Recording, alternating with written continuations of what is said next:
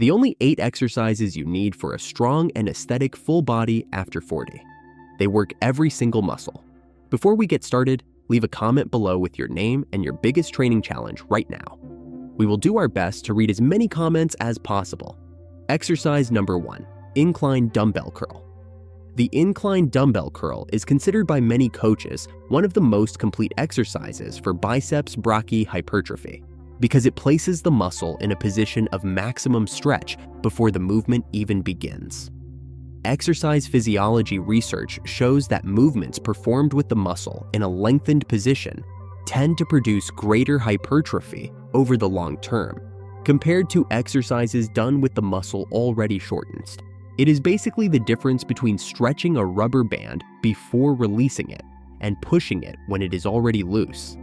This variation primarily targets the long head of the biceps brachii, with the brachialis and brachioradialis acting as elbow stabilizers. To perform it correctly, sit on a bench set between 45 and 60 degrees of incline.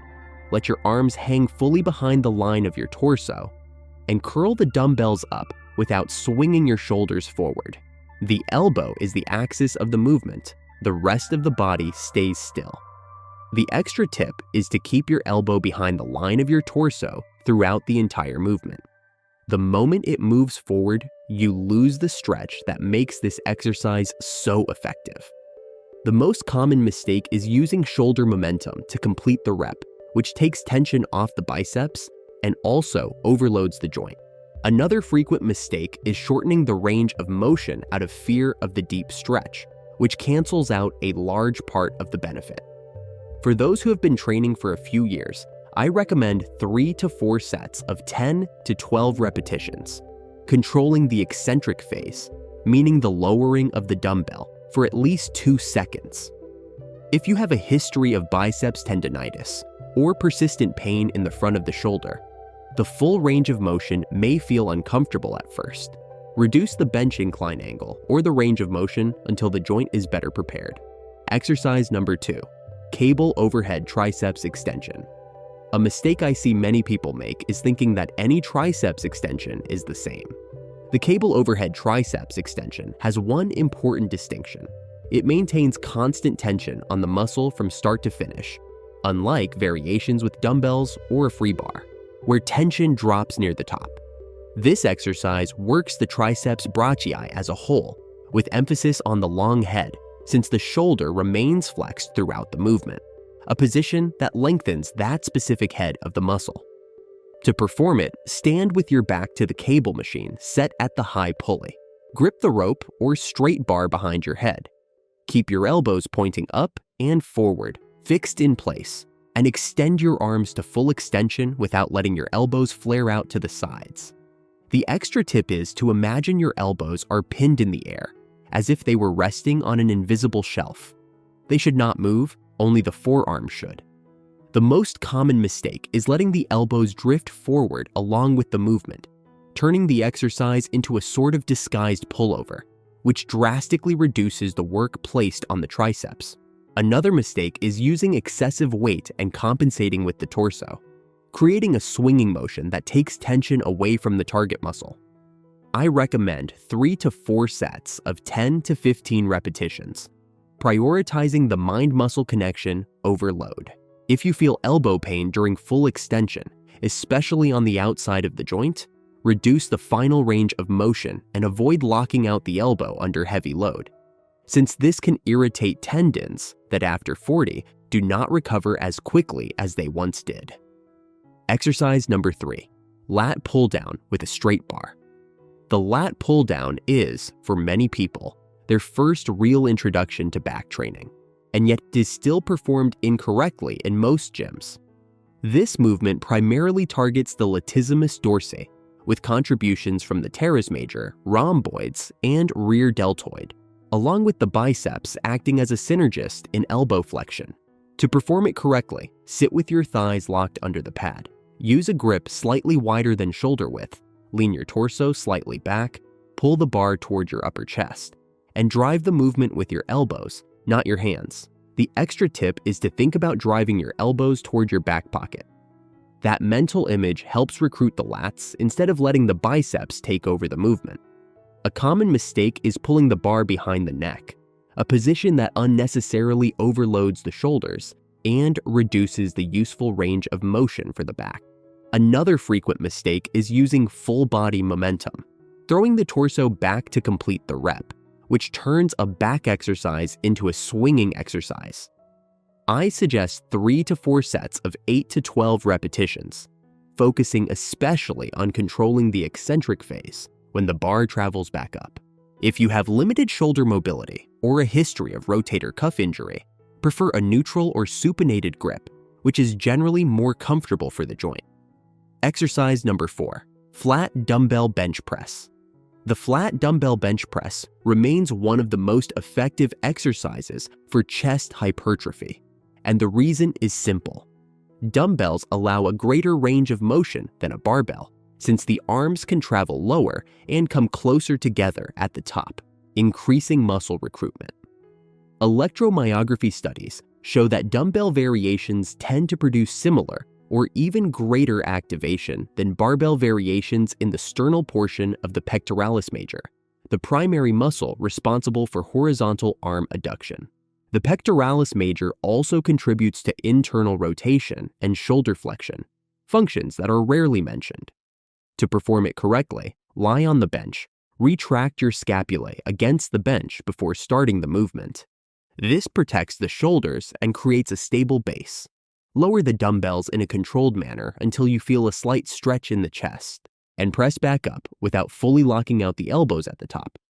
The extra tip is to maintain scapular retraction throughout the entire set, not just during the lowering phase. This prevents the shoulder from taking over the work that should be done by the chest. The most common mistake is letting the shoulders rise toward the ears during the lowering phase, a sign that the scapula has lost its retraction. Another frequent mistake is lowering the dumbbells too quickly, losing control of the eccentric phase, which is precisely where much of the positive muscle damage that drives growth occurs. I recommend 3 to 4 sets of 8 to 12 repetitions.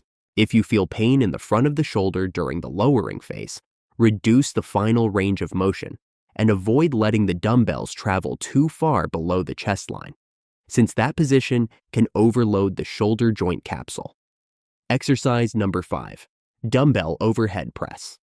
The shoulder is a complex joint, and one of the most overlooked points is the balance between the anterior, lateral, and posterior portions. The dumbbell overhead press helps build strength and size without relying solely on the anterior deltoid, which is already overloaded in almost every chest workout. This exercise primarily targets the anterior and lateral deltoid, with the triceps acting as a synergist during elbow extension. It is precisely the development of the lateral deltoid that creates that broad shoulder look, the classic V-taper, so sought after by those who train after 40.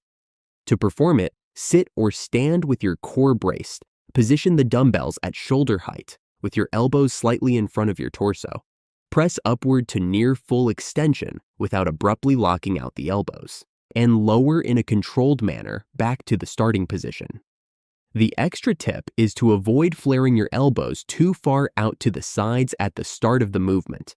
This reduces pressing efficiency and increases stress on the joint. A common mistake is excessively arching the lower back to generate momentum, which disengages the core and overloads the spine.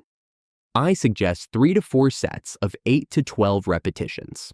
Do not forget about the rear deltoid on other training days. It is crucial for joint health and posture. If you experience shoulder impingement or pain when raising your arm above your head, reduce the final range of motion or temporarily switch to lateral raises until the joint feels more comfortable. Exercise number 6, Bulgarian split squat. I will be honest, the Bulgarian split squat is the kind of exercise that humbles even people who have been training for years. On the first attempt, you will probably spend more time trying not to fall than actually lowering your hips. And that is fine. It is all part of the process.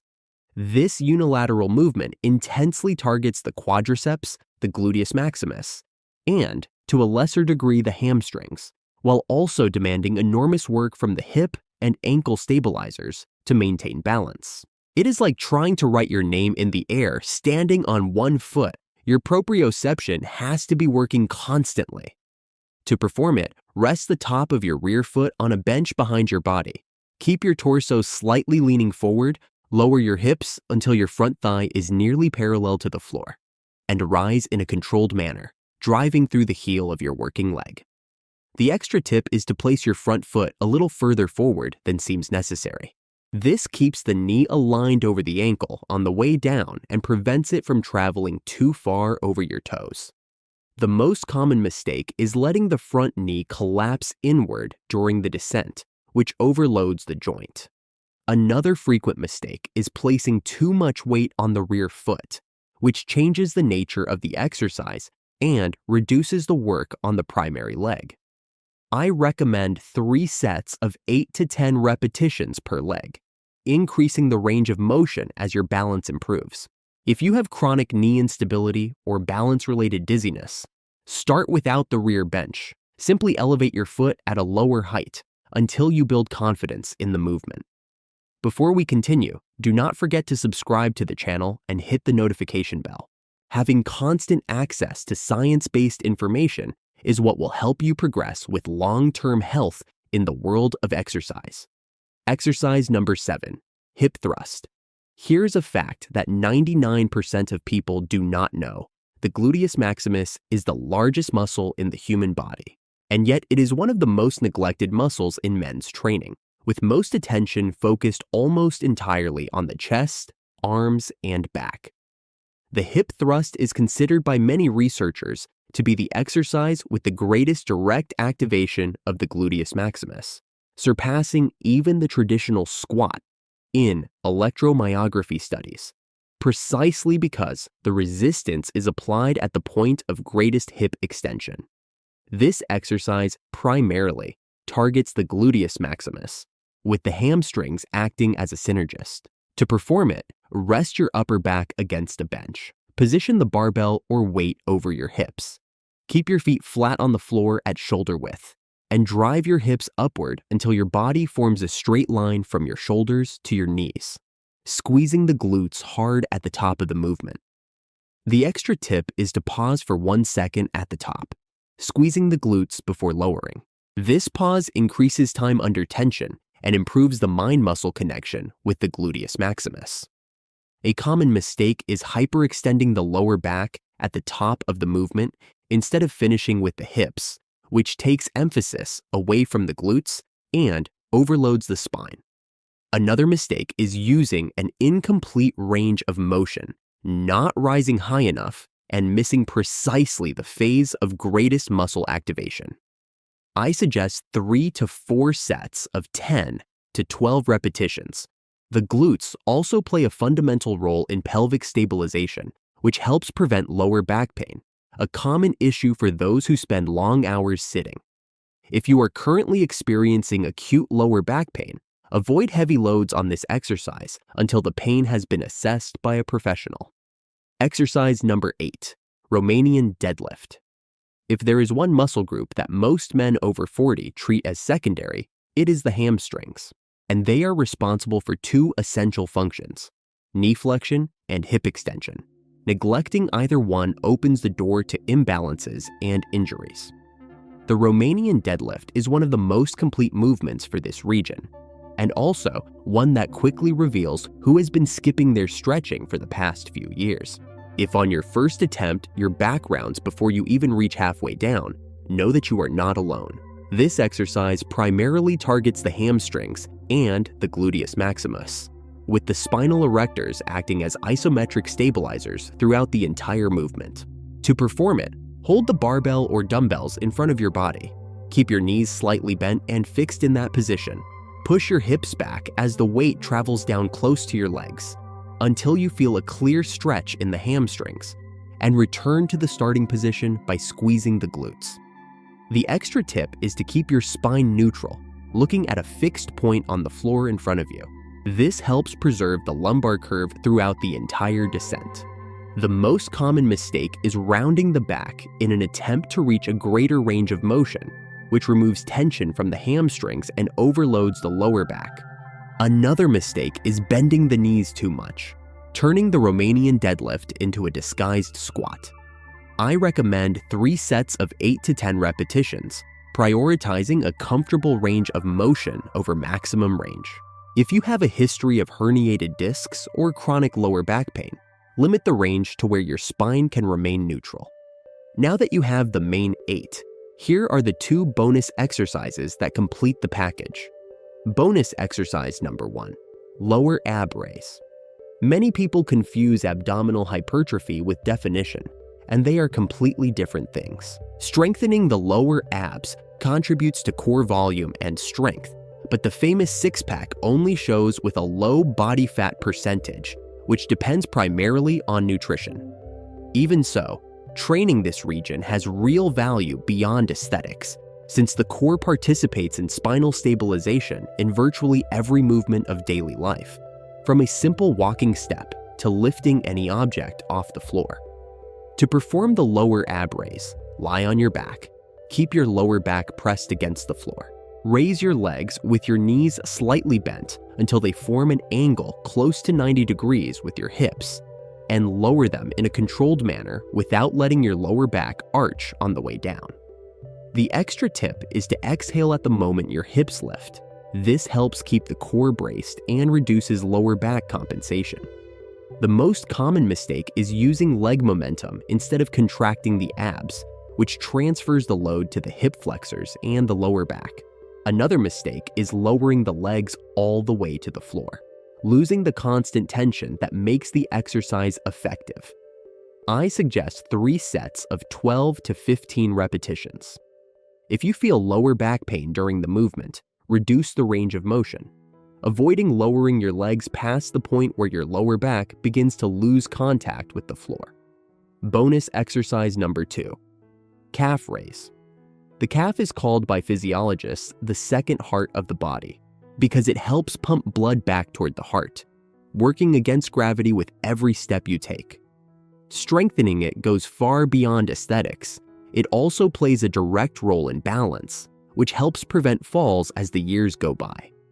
This exercise works the gastrocnemius and the soleus, the 2 main muscles of the calf. To get the maximum range of motion and muscle recruitment, perform it on a step, allowing the heel to drop below the level of your toes before rising onto the balls of your feet. The extra tip is to vary your foot position between sets, parallel, turned out, and turned in, since each position slightly emphasizes a different portion of the muscle. Since it is a muscle with a predominance of slow twitch fibers, it responds better to longer sets. I recommend 3 to 4 sets of 15 to 20 repetitions, with a 1-second pause at the top of the movement, squeezing hard before lowering. The most common mistake is using a short range of motion, rising and lowering only a few inches, which drastically reduces the stimulus. If you have a history of Achilles tendonitis or plantar fasciitis, reduce the range during the lengthening phase and avoid lowering your heel to the point of acute discomfort. If you enjoyed this and want to also see 10 daily habits that force your body to build muscle faster even after 40, we have a video appearing on screen right now showing each one of them in detail. These are not obvious tips like eating more protein and sleeping better. If I had to guess, I would say that 90% of people genuinely do not know them, so make sure to check it out. Thank you for watching all the way to the end, and may God bless you, my friend.